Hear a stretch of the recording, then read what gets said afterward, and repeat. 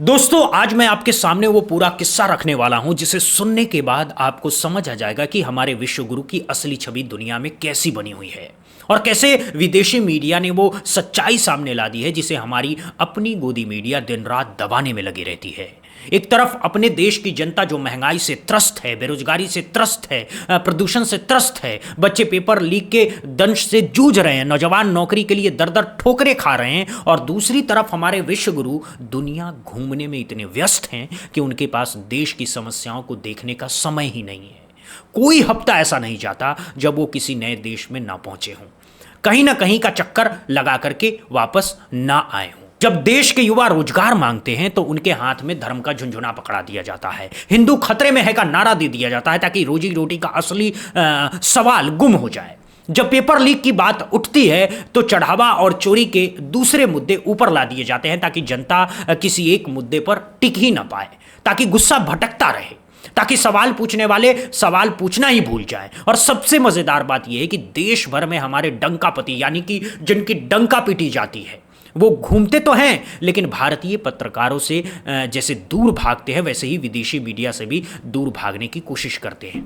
11-12 साल हो गए, एक भी खुली प्रेस कॉन्फ्रेंस नहीं की है, एक भी पत्रकारों के तीखे सवालों का सामना नहीं किया है। हर इंटरव्यू स्क्रिप्टेड, हर बात पहले से तय, हर मंच सजा सजाया हुआ। लेकिन विदेश में मामला थोड़ा टेढ़ा है दोस्तों, क्योंकि विदेशी मीडिया कोई हमारी गोदी मीडिया नहीं है जो सत्ता के इशारों पर नाचती हो। वहां प्रेस स्वतंत्र है, पत्रकार निडर है, और अगर कुछ गलत होता है तो वो चीख चीख करके बताते हैं। और यही हुआ है ऑस्ट्रेलिया दौरे पर।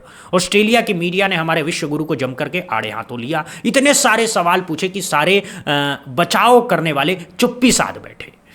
ऑस्ट्रेलिया की कुछ बड़ी मीडिया संस्थाओं ने वहां आयोजित एक बड़े कार्यक्रम पर सवाल उठाए हैं, और उससे भी बड़ी बात यह है कि उन्होंने इस कार्यक्रम की राजनीतिक टाइमिंग पर भी बहुत तीखे सवाल उठाए हैं।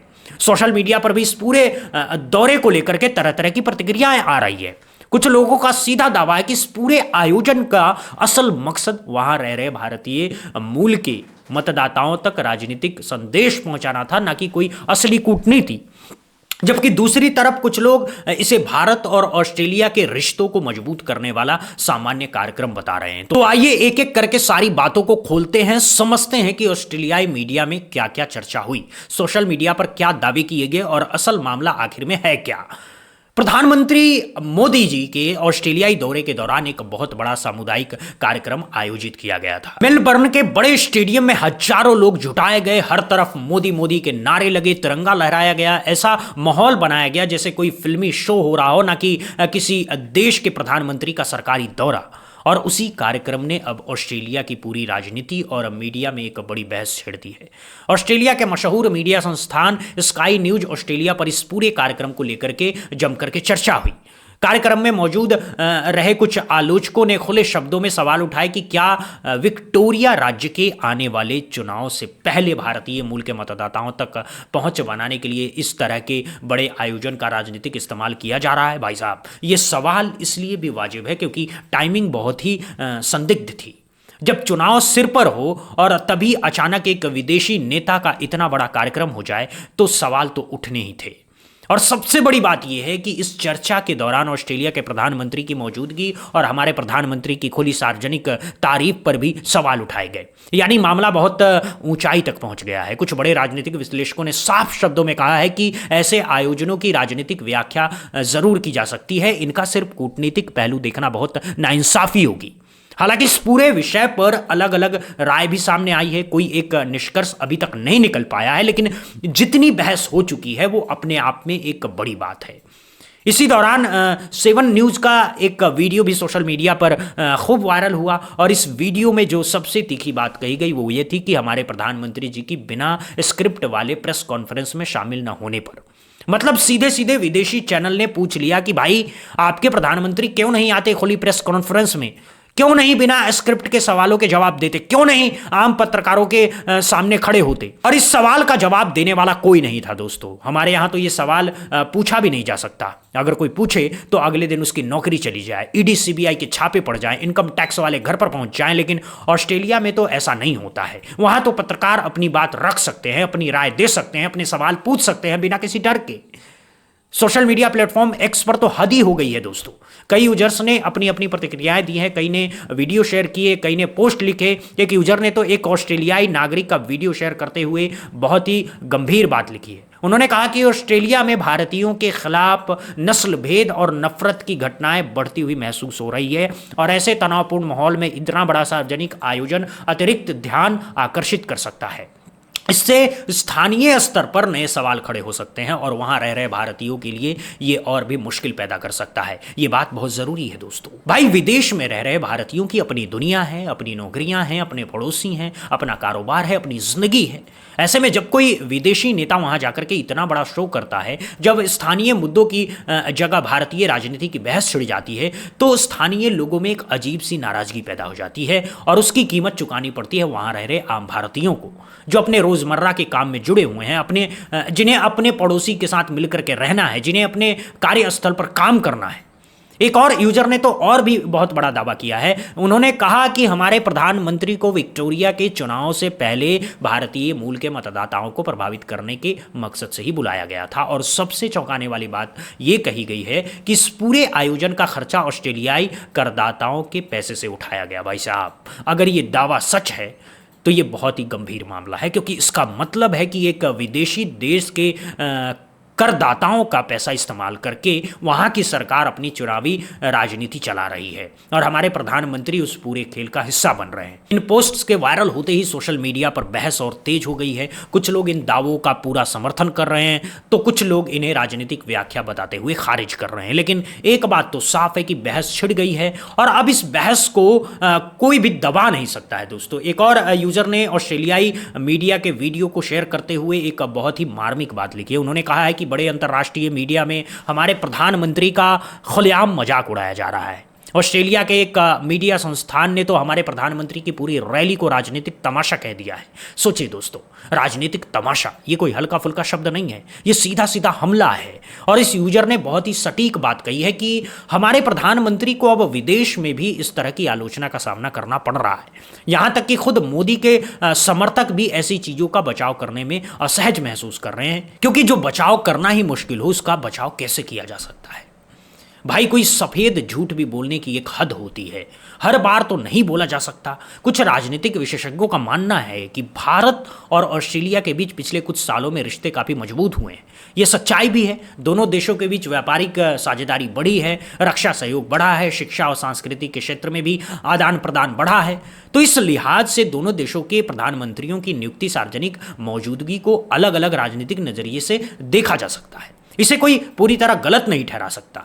लेकिन दूसरी तरफ जो लोग सवाल उठा रहे हैं उनकी बात भी बिल्कुल गलत नहीं है। वो कह रहे हैं कि इतने बड़े आयोजन से वहां रह रहे भारतीय मूल के लोगों की मुश्किल बढ़ सकती है। जब स्थानीय ऑस्ट्रेलियाई लोग देखेंगे कि विदेशी नेता के आने पर इतना बड़ा शो हो रहा है, इतना पैसा खर्च हो रहा है, इतना ध्यान दिया जा रहा है, तो उनके मन में एक तरह की जलन या नाराजगी पैदा हो सकती है और उसका खामियाजा भुगतना पड़ेगा उन आम भारतीयों को जो सालों से वहां रह रहे हैं, वहीं पले बड़े हैं, वहीं खाते कमाते हैं। तो एक तरफ तो ये सिर्फ राजनीतिक मामला नहीं है दोस्तों, ये सामाजिक भी है, आर्थिक भी है और भारतीय समुदाय की सुरक्षा से भी जुड़ा हुआ है।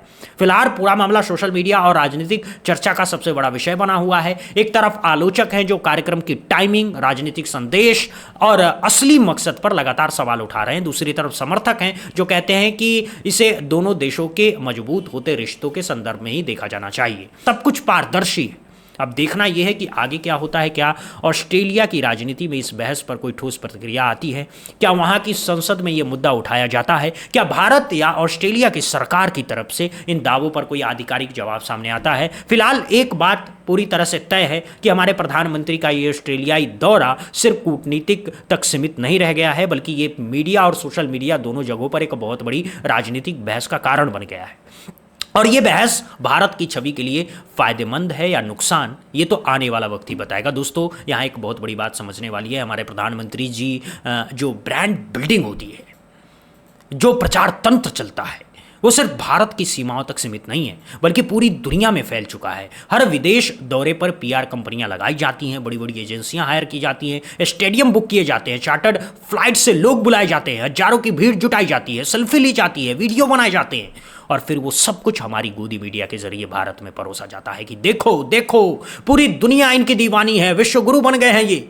लेकिन असली सच्चाई क्या है, ये तब पता चलता है जब विदेशी मीडिया अपनी रिपोर्ट पब्लिश करती है, तब पर्दा उठता है, तब असली रंग सामने आते हैं। और इस बार ऑस्ट्रेलिया ने वो पर्दा उठा दिया है दोस्तों। सबसे चिंताजनक बात यह है दोस्तों कि जिस पैसे से ये सब हो रहा है वो असल में हमारा है, आपका है, हर उस टैक्स पेयर का है जो ईमानदारी से टैक्स भरता है। हम अपनी मेहनत से कमाए पैसे टैक्स के रूप में सरकार को देते हैं, और वो पैसा विदेशों में स्टेडियम भरवाने में, चार्टर्ड फ्लाइट्स बुक करवाने में, बड़ी बड़ी पीआर एजेंसियों को हायर करने में खर्च हो जाता है। जबकि हमारे यहाँ स्कूल टूटे हुए हैं, अस्पतालों में दवाइयाँ नहीं हैं, सड़कों पर गड्ढे हैं, गाँवों की बिजली पानी नहीं है, नौजवान बेरोजगार हैं, किसान आत्महत्या कर रहे हैं, लेकिन इन सब समस्याओं के लिए पैसा नहीं है। विदेशी दौरे के लिए हजारों करोड़ हैं। ये असली दर्द है दोस्तों, यही असली तकलीफ होती है। एक और बात जो सोचने पर मजबूर करती है वो ये है कि हमारे प्रधानमंत्री जी विदेशी मंचों पर तो खुलेआम बोलते हैं, बड़ी बड़ी बातें करते हैं, तालियां बटोरते हैं, लेकिन भारत में एक भी खुली प्रेस कॉन्फ्रेंस नहीं करते हैं। हर पूर्व प्रधानमंत्री, चाहे नेहरू जी हों, इंदिरा जी हों, राजीव जी हों, अटल जी हों, मनमोहन जी हों, सब खुली प्रेस कॉन्फ्रेंस करते थे, सवाल जवाब करते थे, कठिन सवालों का सामना करते थे। लेकिन हमारे मौजूदा प्रधानमंत्री जी ने 11-12 साल में ऐसा एक भी कार्यक्रम नहीं किया है। और अब जब विदेशी पत्रकार भी ये सवाल उठाने लगे हैं तो सरकार को शर्म आनी चाहिए। लेकिन शर्म तो तब आएगी जब कहीं थोड़ी सी भी बची हो, जब देश की जनता का ही सम्मान नहीं होगा, जब देश की मीडिया का ही सम्मान नहीं होगा, तो विदेशी मीडिया की परवाह कौन करेगा। तो दोस्तों अब आपकी बारी है, आप बताइए इस पूरे मामले पर आपकी क्या राय है। क्या आपको लगता है कि जिस तरह से इस दौरे की टाइमिंग पर सवाल उठाए जा रहे हैं वो जायज़ है? क्या आपको लगता है कि ऐसे बड़े आयोजनों का मकसद वाकई कूटनीति होता है या सिर्फ चुनावी फायदा उठाना होता है? क्या आपको लगता है कि हमारे प्रधानमंत्री जी को अब देश में खुली प्रेस कॉन्फ्रेंस करनी चाहिए और सवालों का सामना करना चाहिए? और सबसे बड़ा सवाल, क्या हमारे टैक्स के पैसों को इस तरह विदेशी शोज पर खर्चा करना उचित है, जबकि देश में इतनी सारी समस्याएं हल होने का इंतजार कर रही हैं? अपनी राय कमेंट सेक्शन में ज़रूर बताइएगा। हम आपकी हर टिप्पणी को पढ़ते हैं, हर विचार को महत्व देते हैं। आपकी हर आवाज़ हमारे लिए बहुत ज़रूरी है। और अगर आपको हमारी ये कवरेज पसंद आई हो, अगर आपको लगता है कि हमने आप तक सच्ची और संतुलित जानकारी पहुंचाई है, तो कृपया इस वीडियो को लाइक कीजिए, ज़्यादा से ज़्यादा शेयर कीजिए ताकि सच्चाई हर कोने तक पहुंचे। और अगर आप हमारे चैनल पर नए हैं तो बुद्धा इंस्पायर्ड को सब्सक्राइब करना बिल्कुल मत भूलिएगा। बेल आइकन दबा करके नोटिफिकेशन ऑन कर लीजिए ताकि हर बड़ी खबर, हर सच्ची विश्लेषण सबसे पहले आप तक पहुँचती रहे। तब तक के लिए देखते रहिए बुद्धा इंस्पायर्ड। बहुत बहुत शुक्रिया। मिलते हैं अगली वीडियो में एक और अहम मुद्दे के साथ। तब तक के लिए धन्यवाद। जय हिंद, जय भारत, वंदे मातरम।